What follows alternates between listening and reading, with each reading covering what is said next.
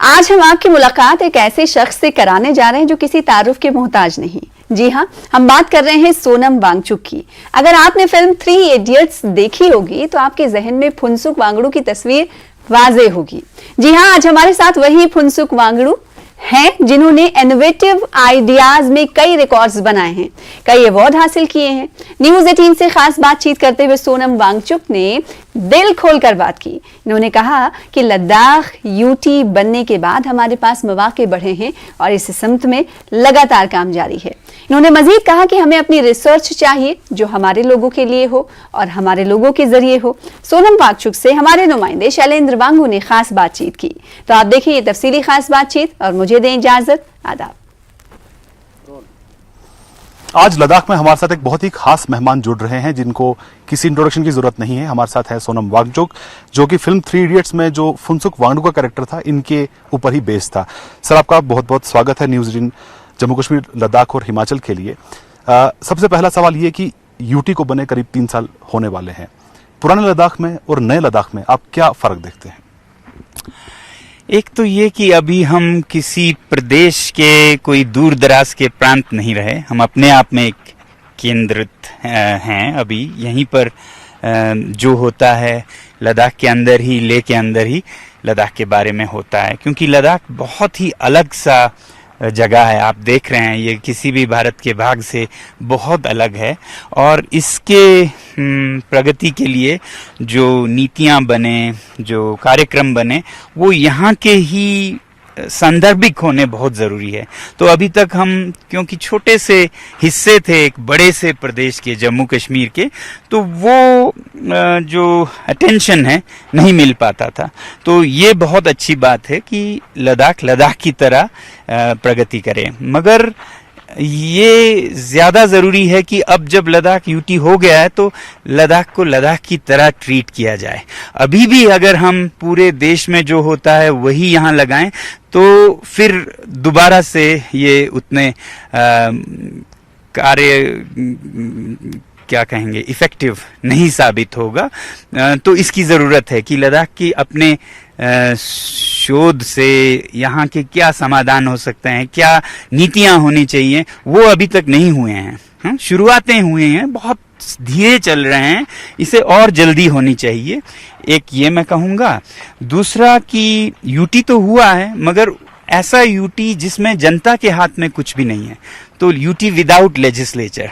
तो ये ज़्यादातर किसी देश के कोई छोटे से प्रांत में होता है, किसी जिसे हम कहेंगे खास जगहों पे इस टाइप का नहीं, यूटी विद लेजिस्लेशन होता है जहां जनता अपनी ख्वाहिशें वोट के जरिए इजहार कर सकते हैं। तो यहाँ पर ऐसा कुछ भी नहीं है। यहाँ पर अभी तो सिर्फ यूटी का जो सेक्रेटरीट है जिसके ब्यूरोक्रेट्स होंगे, तो ब्यूरोक्रेट्स डिसाइड करेंगे। जब आप सुनते हैं कि 5,000 करोड़ दिए गए हैं, 6,000, तो उसमें से 10% है जो हिल काउंसिल्स खर्च करते हैं, वो फैसला कर सकते हैं, जिसमें कि इलेक्टेड मेंबर्स हैं।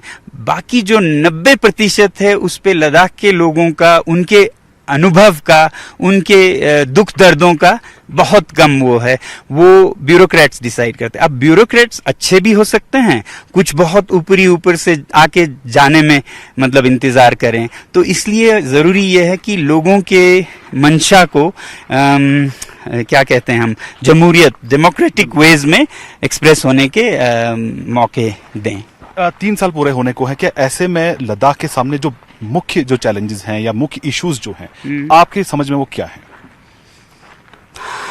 सबसे जरूरी है लद्दाख का जो जलवायु है। आप देख रहे हैं कैसे नंगे पहाड़ हैं, यहाँ पर बहुत कम पानी है, लोग बहुत ही एक कला है यहाँ पर जीना, तो उसको संरक्षण दिए रखना बहुत ज़रूरी है।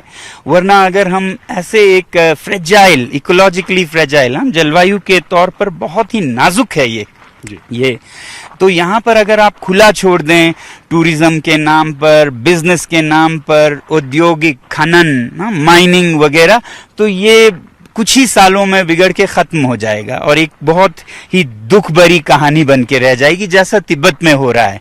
तिब्बत में चीन हर तरह से शोषण कर रहा है, कहीं खादानों में से यूरेनियम और लोहा कॉपर जो भी निकाले जा रहे हैं, जंगलों को काटे जा रहे हैं। तो लद्दाख में हम चाहते हैं वो कहानी दोबारा ना हो, यहाँ के जलवायु को संरक्षण दिया जाए, यहाँ के आबादी क्योंकि यहीं के लिए ढली हुई है, हजारों सालों से कैसे बहुत से कम पानी में जीना है, बहुत कम जरूरतों के साथ जीना है, ये कला सीखा है इन्होंने। तो अब अचानक से यहाँ पर लाखों लोग जो कि दिन का 200 लीटर मांगते हैं, यहाँ के लोग दिन का 5 लीटर में गुजारा करते हैं। अब अचानक से अगर हजारों लाखों में लोग आए जिनको बहुत पानी जरूरत हो, बहुत रिसोर्सेज जरूरत हो, तो लद्दाख की जलवायु, लद्दाख की जो भूमि है वो सह नहीं पाएगी, इकोलॉजिकली कह रहा हूं, पर्यावरण की दृष्टि से। तो उसे संरक्षित करके यहाँ पर जो भी हो बहुत सीमा के भीतर हो, ऐसे नीतियां लाने की बहुत जरूरी है, वरना लद्दाख किसी का न रहेगा, यहाँ के लोगों का भी नहीं रहेगा, न किसी और के लोगों का रहेगा, एक बिखरा हुआ एक बाग बन के रह जाएगा। सर वहीं अगर आपकी बात करें तो आप इनोवेटिव आइडियाज के लिए आप माने जाते हैं, आपके बहुत से इनोवेटिव आइडियाज पे काम भी हुआ है। लेटेस्ट कोई ऐसा आइडिया हो जिस पर अभी काम कर रहे हो, ऐसा कॉन्सेप्ट हो जिसको आप अभी स्टडी कर रहे हो या इम्प्लीमेंट कर रहे हो? जी, बहुत से आइडियाज पर काम कर रहे हैं। तो लेटेस्ट मैं ये कहूँगा एक ऐसा सिस्टम जिसमें सभी आइडियाज को, मेरे ही नहीं औरों के भी, उनको सपोर्ट मिले। तो वो है एक वैकल्पिक, जिसे कहेंगे अल्टरनेटिव यूनिवर्सिटी। अभी तक जो है हम अल्टरनेटिव स्कूल्स में शिक्षा बच्चों को कैसे दी जाए उस पर काम करते हैं। अब हम इसे आगे बढ़ाकर यूनिवर्सिटी स्तर पे शिक्षा कैसे दें जो अंग्रेजों के लंदन और न्यूयॉर्क के बेस नहीं हो, बल्कि भारतीय विविधता पर हो। और जैसे हिमालय है, पहाड़ों में कैसे अनुसंधान होने चाहिए, कैसे शोध, कैसे रिसर्च, कैसे सॉल्यूशंस होने चाहिए, उस पर कोई ध्यान देने न्यूयॉर्क से या लंदन से या नई दिल्ली से नहीं आएंगे। तो पहाड़ों के लोगों को अपने संदर्भ का अपना रिसर्च, जिसमें कभी पानी कैसे कम इस्तेमाल करें उस पर हो सकता है, कभी ग्लेशियर्स पिघल रहे हैं तो उसे कृत्रिम मैन मेड ग्लेशियर्स कैसे बनाएं, यहाँ ठंड बहुत ज्यादा है तो सूर्य की ऊर्जा से हम कैसे सर्दियों में भी बिना आग के गर्म रह सकें। इन सब चीजों को जो पहाड़ों के संदर्भ में, पहाड़ आप देख रहे हैं ये तो प्लेनेट अर्थ से ज्यादा मार्स या मून दिखता है, तो यहाँ पर ऐसे ही सॉल्यूशंस चाहिए जो यहाँ के सांदर्भिक हो। तो यहीं के लोगों को सशक्त करना होगा, सुशिक्षित करना होगा कि वो दिल्ली के लिए समाधान नहीं, न्यूयॉर्क के लिए नहीं, यहीं के लिए। तो वो हम कर रहे हैं अभी काम उस पर, और इसी से हमें बहुत उम्मीदें हैं कि यहाँ के सभी युवाओं को प्रॉब्लम सॉल्वर्स हम बना सकें इन पर्यावरण के संदर्भ में। हाँ जी सर, वही हमने ये भी देखा, एक ऐसी भी रिपोर्ट्स आ रही थी कि आप आर्मी के लिए खास तौर से वार्म हाउसेज बना रहे हैं उन एरियाज में जहां पर सर्दी बहुत ज्यादा पड़ती है, जैसे द्रास का इलाका है। कॉन्सेप्ट क्या है और कब तक इम्प्लीमेंट होगा? क्या है कि लद्दाख में सबसे ज्यादा मुश्किलातें सोल्जर्स सहती हैं, स्थानीय लोगों से भी ज्यादा, क्योंकि वो बहुत दूर के ठंडे सीमा पर तैनात हैं। तो हमने ये सोचा जो तकनीकें हमने विकसित की हैं उनका बहुत जरूरी है सोल्जर्स तक पहुंचना। एक तो उनको यहाँ जीना थोड़ा आसान होगा, दूसरा अगर नहीं करते तो उनको गर्म रखने के लिए बहुत तेल जलाया जाता है यहाँ पर, जो कि प्रदूषण के हिसाब से भी बहुत बुरा है, और देश का जो राजस्व है, पैसा है, वो अरब देशों में जाता है तेल खरीदने के लिए। तो इसलिए हमने सूर्य की ऊर्जा से बिना किसी आग के गर्म रहने वाले ऐसे शेल्टर्स, बैरक्स बनाए हैं, जो हम अभी प्रोटोटाइप टेस्टिंग कर रहे हैं सारे सीमा पर, चीन के और यहाँ द्रास में पाकिस्तान के सीमा पर, और एक तरह का जहां बहुत बर्फ पड़ती है, बहुत ज्यादा सर्दी होती है।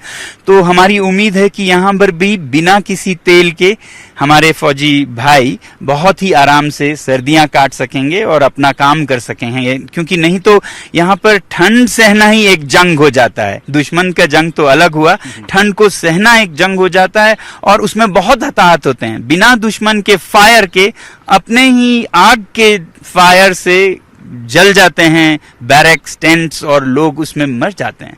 तो ये सब से आज़ादी के लिए हम ऐसे शेल्टर्स बना रहे हैं। ये कब तक इसका ये कहाँ आपने बताया हो रहे हैं, लेकिन ये कितने शेल्टर्स होंगे और कब तक इसका इम्प्लीमेंटेशन शुरू हो जाएगा? अभी तो 10-20 में हो रहा है। अब आने वाले वक्त में हमारी उम्मीद है कि ये हजारों में होगी और कुछ ही सालों में शायद भारतीय सेना एक मिसाल होगी दुनिया के लिए, जो कि कार्बन न्यूट्रल हो, जो कि बिना किसी आग और कार्बन प्रदूषण के ऐसे इलाकों में भी जहां सोच भी नहीं सकते दुनिया के लोग, हम यहाँ साफ तरीके से पर्यावरण को बचा पाएं और सिर्फ भारत के नहीं चीन के सेना के लिए, पाकिस्तान के सेना के लिए उदाहरण बने। और अगर ये तीनों देश अपना प्रदूषण कम करें, अब वो प्रदूषण चीनी हो पाकिस्तानी हो फर्क नहीं पड़ता, इसके लिए कोई सीमाएं नहीं होती, तो फिर दुनिया पर जो क्लाइमेट चेंज, जलवायु परिवर्तन हो रहा है, उसमें बहुत बड़ा असर होगा, क्योंकि सेनाएं बहुत ज्यादा कार्बन एमिशन करती हैं और उनकी जरूरतें ऐसी होती हैं। अगर हम उस पे एक जरा सा भी निशान ला सकें तो ये एक बहुत बड़ा परिवर्तन हो सकता है। एक आखिरी सवाल, आपके जो इनोवेटिव आइडियाज है, हमने देखा है कि अक्सर जो आपके आइडियाज होते हैं वो आपको लद्दाख फोकस्ड ही उसको रखते हैं, तो आपके आइडियाज को आपने कभी सोचा कि आप उसको रेस्ट ऑफ इंडिया में ऐसे इनोवेटिव आइडियाज आप लेके जाएं जो रेस्ट ऑफ इंडिया में भी इम्प्लीमेंट हो सके? देखिए, भारत भरा हुआ है ऐसे इनोवेटिव माइंड से। जरूरत सिर्फ ये है कि एक स्पिरिट का उदाहरण मिले कि अपने संदर्भ के लिए हम खुद अपने समाधान ढूंढें। हम पहाड़ों के लिए ढूंढते हैं तो साहिल पर, समुद्री तट पर और लोग ढूंढेंगे। यहाँ ठंडा रेगिस्तान है तो गर्म रेगिस्तान, राजस्थान में क्या कमी है लोगों की? सिर्फ कमी है तो कि हम अलग करें, लंदन की नकल न करें, न्यूयॉर्क की नकल न करें। ये शायद हमसे एक उदाहरण हो सकता है कि अपने जन्मभूमि के समाधान हम खुद करें। मैं तो ये कहता हूं कि अगर हर भारतीय अपने 10 किलोमीटर के समाधान कर दें समस्याओं का, तो भारत की समस्याएं तो खुद ही सुलझ जाएंगे। किसी को और देश को उठाने के लिए नहीं करना पड़ेगा, अपना अपना हिस्सा उठाइए। हमसे बात करने के लिए बहुत बहुत शुक्रिया। तो ये थे सोनम वांगचुक, कैमरा पर्सन मुनमुन के साथ शैलेंद्र वांगू, न्यूज़ 18 नेटवर्क, लद्दाख।